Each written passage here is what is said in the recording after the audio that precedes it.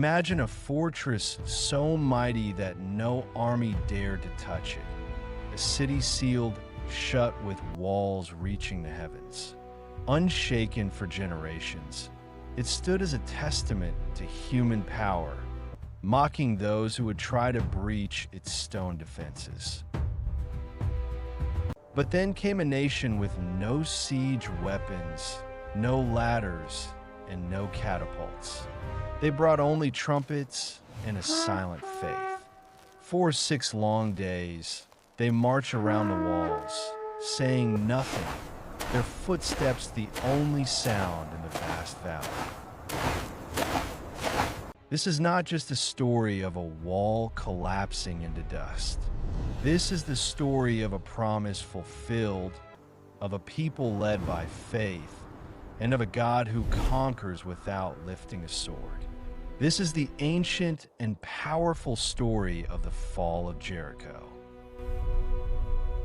After 40 long years wandering in the wilderness, the journey was finally nearing its end. Israel had crossed the Jordan River on dry ground, a miracle where the waters parted by the hand of God, allowing their feet to touch Canaan. Joshua now led the people, a new leader appointed for a new chapter of history. Behind him stood a nation shaped by manna, miracles, and mercy. Ahead of him loomed a city like no other, the intimidating and fortified city of Jericho. Its walls towered above the plains, a mighty fortress city with high impenetrable walls, gates locked tight, and watchmen alert. No army had ever breached it. To the people of Canaan, it was unbreakable. To Israel, it was the first test. It stood as an intimidating obstacle on the path God had laid out for them. Heavily guarded and feared throughout the region, no one went out and no one came in. Jericho closed itself off, terrified of the God the Israelites served. But this battle would not be won with swords. It would not be won with human strength, because the war for Jericho belonged to the Lord. Before the people ever stepped foot into Canaan, Joshua had quietly sent 2 men ahead to scout. From their camp at Shittim, the 2 spies crept through the darkened valleys and approached the great city quietly. As they entered Jericho, their path brought them to a modest house nestled directly into the structure of the city wall. The owner was Rahab, a woman known in Jericho, though not for noble reasons. She was living on the margins of society. But why Rahab? Why would God choose a woman so overlooked by society to play a part in his plan as his instrument? Rahab was no ordinary woman. Though her profession placed her outside respectability, she had heard the stories of a God who split the Red Sea, who provided manna from heaven, and who conquered mighty kings like Sihon and Og. Her heart was stirred with awe and reverence. She believed that this God was unlike any other. That night, when the king of Jericho got word that Israelite spies had entered the city, he sent men to Rahab's home, demanding she hand them over. Rahab faced a choice that would define her life. She could betray the strangers and save herself, or protect them and risk everything. With a courageous heart, she hid the spies on a roof under stalks of flax, covering them completely. Claiming that the men had already fled, she sent the king's soldiers on a wild chase outside the city.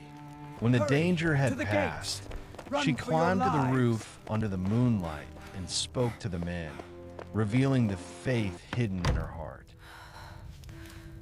She said, "I know that the Lord has given you this land. We're all afraid of you. Everyone in this country is living in terror. For we have heard how the Lord made a dry path for you through the Red Sea when you came out of Egypt. I have shown you kindness. We know what you did to the kings east of the Jordan. The Lord your God is the supreme God of the heavens above and the earth below." She then made a bold request, asking them to swear by the Lord to be kind to her and her family.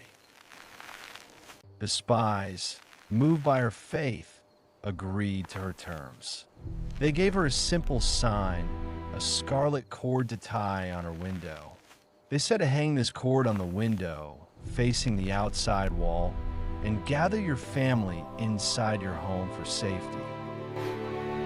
When the Lord delivers Jericho, no harm will come to you. With that promise, Rahab helped them escape, lowering them down through a rope outside her window. The men fled into the hills, hiding for 3 days as Jericho remained sealed. Then they returned to Joshua with one message: "The Lord has truly given all this land into your hands." Now, as the Israelites stood on the other side of the Jordan, that old report from the spies echoed in Joshua's mind, giving him hope. I think we forgot the ladder. Encouraged by their words, he began to prepare the people for battle. But what came next was not a traditional military strategy. There would be no ladders, no battering rams, no siege towers. Instead, God gave Joshua an unusual instruction: march around the city once every day for 6 days. Have 7 priests carry trumpets of ram's horns in front of the ark. On the 7th day, march around the city 7 times, and then blow the trumpets with a long and loud blast. On the 7th day, after the 7th time, when you hear the sound of the horn, have all the people shout with a mighty shout. Then the walls of the city will collapse. It sounded absurd, childlike even. I don't know, the others but are Joshua like knew God's ways were higher than man's understanding of war. So he gathered the people and shared the plan. On the first day, the people of Israel assembled in quiet obedience and determination. Under the watchful eyes of Jericho's guards, they marched in perfect formation around the city walls. At their forefront, 7 priests carried the Ark of the Covenant, the sacred symbol of God's presence among them. As the procession advanced, the only sound to pierce the heavy silence was the deep, haunting blast of 7 ram's horns. The sound echoed like a divine call through the air. The guards peered from the city walls, puzzled by the strange procession. By the 2nd and 3rd days, the soldiers on the walls began to sneer and mock the silent marching army. Is this some childish ritual? No attack, no fight? What trick is this? But by the 5th and 6th days, laughter turned to unease. The endless circling, the silence except for the horns. It was no ordinary battle tactic they had seen. The mood in Jericho changed. Markets emptied, windows closed. Fear started to ripple through the soldiers as they stood stiff on the walls, their eyes fixed on the Israelite camp. They marched, and still not a word was spoken by them. They marched, and Jericho watched. The stage was set. The people of Israel had obeyed. The ark had been carried. The priests had sounded their horns. And the walls waited for the moment they would be brought down to dust. As the first light of dawn crept over the horizon, the camp of Israel stirred with purpose. This was no ordinary morning. Today was the 7th day, the day everything would change. From the top of the walls, guards watched with weary eyes. Joshua walked among the people, his face calm yet fierce with focus. The priests took their positions, carrying the Ark of the Covenant with reverence. 7 of them held the ram's horns close to their lips, waiting for the signal. The people fell into formation behind them already. The command was clear. March! And they did. Once, twice, 3 times. 4, 5, 6. From the walls, Jericho's watchmen no longer mocked. They stood frozen and terrified. Then came the 7th lap. The priests raised their horns and blew a thunderous blast, the signal. Joshua turned to the people, his voice rising above the echoes of the horns. Shout, for the Lord has given you the city this day. Now! And in that moment they did. From thousands of Israelite voices came a roar unlike anything the city had ever heard. A holy battle cry full of faith, fury, and fire. The earth seemed to tremble beneath their feet as they shouted. The sound cracked through the air like a storm over the mountains. And then it happened. A groan, a rumble, a crack. The ground beneath Jericho shifted. The mighty walls, those thick towering walls built to keep enemies out, buckled. They fell inward as though pressed by the weight of the heavens. Stones burst like splinters. Foundations collapsed. Watchtowers crumbled into heaps of dust.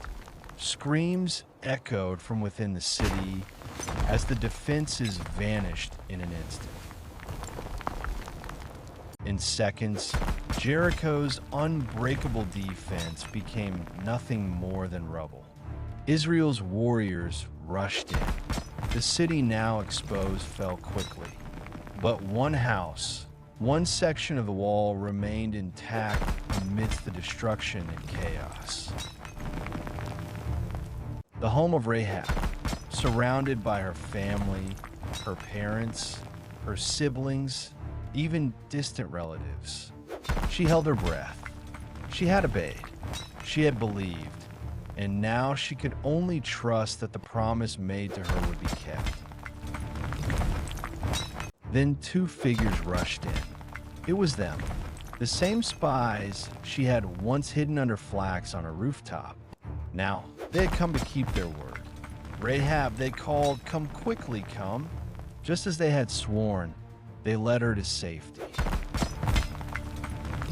The spies led Rahab and her family out of the city before the destruction was complete. Rahab and her family were brought outside the camp of Israel for purification. But her story didn't end there. She wasn't just spared from death. She was welcomed, adopted, brought into the people of God. Her past no longer defined her. Her faith did. The rest of the city was burned, and everything in it except for the silver, gold, bronze, and iron was set apart for the Lord. Because this victory belonged to God alone. As the smoke rose over the ruins, Joshua turned to the people and pronounced a curse upon the ruins of Jericho. Cursed is the man who tries to rebuild this city at the cost of his firstborn. The victory at Jericho was more than just a military win. It was a spiritual triumph. It signaled to all of Canaan that the God of Israel was with his people. Word spread like wildfire. Kingdoms trembled at the news of the victory. Come, Kings sister. began to You are form safe coalitions, fearing the approach of Joshua May you be and his blessed for your God-led army. kindness. But for Israel, the fall of Jericho was a test of obedience. Had they tried to take the city by their own methods, they would have surely failed. But because they Look obeyed upon the even when it works of made the no Almighty. sense, they Jericho saw has God fallen. move in power. Now we march For forward Rahab, fearless. it was a new beginning. She was no longer Rahab, the prostitute, but Rahab, the faithful, grafted Hear me into the now, nation by of the power Israel vested in me forevermore. by the Almighty. Cursed be She would go on to marry a man named Salmon from the tribe of Judah, and together they would have a son named Boaz, the same Boaz who would one day marry Ruth. From them came Obed, the father of Jesse, who was the father of David. And generations later, Jesus the Messiah. Yes, think about it. Rahab, a pagan prostitute from a condemned city, became a direct ancestor of the King of Kings. Why? Because she believed. Because she acted on that belief she had found. Because she hid the feels like a dream. spies, hung the scarlet cord, and entrusted her are life safe to with the me God now, of Rahab. Israel. The story of Jericho is more than just a chapter from ancient history. It is a mirror reflecting the power of God and his faithfulness. It You are shows his welcome here, quiet Ruth. call Remain to in my trust fields him and glean even when we alongside do the not others. fully Thank you, understand. Boaz. Your God's kindness is a instructions blessing. to Joshua and the Israelites seemed strange, marching silently around a city instead of charging it with swords, shouting only when told. It did not make sense by human logic, but their obedience, even when it seemed foolish, unlocked God's miraculous power. In many ways, our lives are like that today. How often do we face moments where God's plans do not add up? Where the path seems unclear and our faith is tested. Sometimes He asks us to move forward step by step without seeing the full picture. In those moments, obedience is not easy. It often feels risky, even scary to trust blindly. But just as with Israel, obedience is the doorway to miracles. The Israelites did not conquer Jericho by their strength or clever strategy. They won by the hand of God. Our victories in life over guilt and brokenness are won the same way. Addiction, loneliness, injustice, temptation, and many more are not won by might or power, but by the Spirit of the living God working in and through us. And then there is Rahab. Rahab's story shines a light on a truth that changes all. No one is beyond God's reach. No past is too dark. No mistake is too great. Rahab was a woman with a complicated past, living on the edge of society. Yet her faith saved her, and not only saved her, but made her part of the plan. She became an ancestor of the Savior himself. Her story whispers hope to anyone who feels unworthy This or wall forgotten. is too great for me, That Lord. God sees beyond who nothing we is too were great for you. and calls us into who Give we me can become. strength. So what walls are standing in your life today?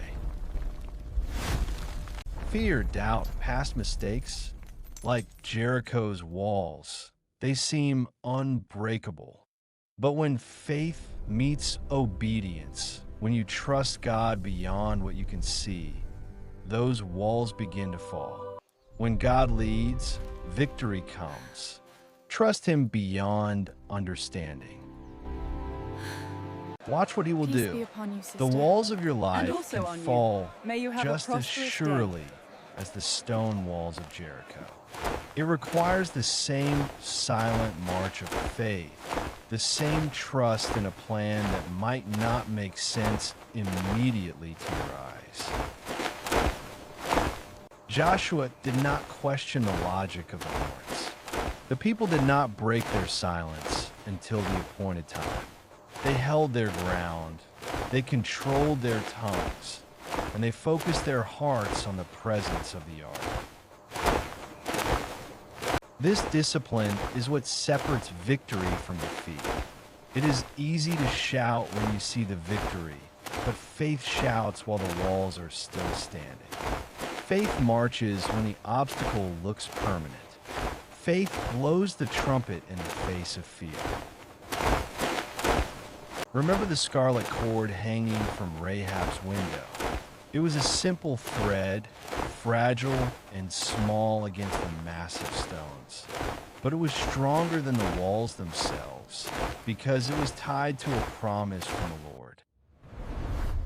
Your faith may feel small, like a single red thread, but if it is placed in the true God, it is enough to save you in your house. It is enough to withstand the shaking of the earth and the crumbling of the world around. The Lord is among us. Keep the... As we look back at Jericho, let us not see just a pile of ruins. Let us see the foundation of our own walk with God. Let us see the evidence that no stronghold is too mighty for him to pull down in a single moment. Let us take courage from Joshua, who led with conviction. Let us take hope from Rahab, who found redemption in the midst of judgment. And let us walk forward in our own lives, ready to march, ready to trust, and ready to shout. For the God of Joshua is still on the throne. The God of Rahab is still saving the lost. And the walls that stand against you today will be the testimony of your victory tomorrow. Stand firm, keep marching, and wait for the call. The silence of the 6 days is just as important as the shout of the 7th. It is in the waiting that our faith is purified. It is in the obedience that our hearts are aligned. Do not despise the days of quiet marching. They are preparing you for the sound of the trumpet. They are building a pressure of faith that will release a power capable of shaking the earth. So keep going one step at a time, trusting in the God of miracles. He has brought you out of the wilderness not to leave you at the walls, but to lead you into the promise. The land is yours, the victory is secured, and the enemy is already defeated. Believe it, receive it, and walk in it. Let this story be a reminder that you are never alone in your battles. The Ark of the Presence goes before you. The hosts of heaven surround you. He is And the scared to outcome even has open already his been eyes. decided by the one who holds the walls are weak. stars. Jericho fell not because of the volume of the shout, but because of the weight of the glory of God. That same glory resides in you. That same power is available to you. Do not fear the high walls. Fear only the Lord. As the dust settled on Jericho, a new chapter began for Israel. And as the dust settles on your challenges, a new chapter will begin for you. A chapter of possession, of inheritance, and of walking in the fullness of God's plan. May you find the strength to march when you want to run away. May you find a voice to shout when you want to stay silent. And may you see the walls in your life crumble into dust before the power of the Almighty. The legacy of Jericho echoes through eternity. It tells us that nothing is impossible with God. It tells us that faith is the key that unlocks the supernatural. Hold on to that key. Use it every day and watch the walls fall. The God who was with Joshua is with you. The God who saved Rahab loves you. And the victory that was won that day is a foreshadowing of the ultimate victory we have in faith. Be strong and courageous, for the Lord is with you. This is the path, the light. Do not be terrified. Do not be discouraged. For the Lord your God will be with you wherever you go. Just as he was with Moses, so he will be with you. He will never leave you nor forsake you. This is his promise. So look at your Jericho today. Look at it not with fear, but with anticipation. For if God is for you, who can be against you? If God is leading you, what wall can stop you? None. Absolutely none. The victory is the Lord's. Walk in that confidence. Sleep in that peace. Rise in that power. The battle is not yours, but God's. Stand still and see the salvation of the Lord. The trumpet is about to sound. The shout is about to rise. Are you ready? Do not hesitate. The walls are shaking. The darkness is fleeing. The light of his promise is breaking through. Receive your breakthrough. Receive your miracle. Receive the fulfillment of every word God has spoken over your life today. This is the lesson of Jericho.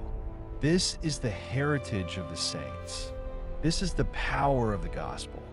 From the rubble of the past, God builds the glory of the future. Trust him, obey him, and watch the wonders unfold. Let the story of this ancient city inspire a fresh wave of faith in your heart. Let it remind you that history is his story, and you are a part of it. You are a part of the generation that sees walls fall and promises kept. Go forth with the spirit of Joshua. Go forth with the heart of Rahab. And may your life be a testimony of the God who breaks every chain and tears down every wall.